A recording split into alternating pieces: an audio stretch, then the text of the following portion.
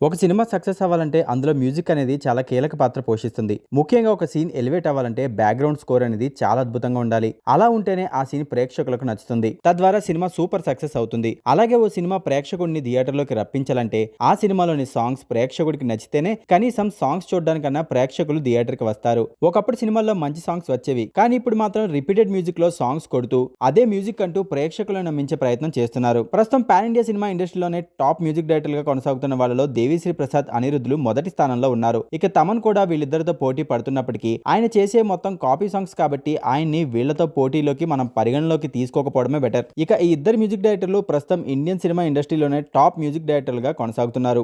దేవిశ్రీ ప్రసాద్ పుష్ప సినిమాతో పాన్ ఇండియాలో top music డైరెక్టర్గా తనకంటూ గుర్తింపు ఏర్పాటు చేసుకున్నాడు. ఇప్పుడు పుష్ప 2తో మరొకసారి అదే హవాను కొనసాగించాలని చూస్తున్నాడు. ఇక అనిరుద్ సైతం విక్రమ్, జైలర్ లాంటి సినిమాల్లో తనకంటూ ప్రత్యేకమైన పేరు ప్రతిష్టలను సంపాదించుకున్నారు.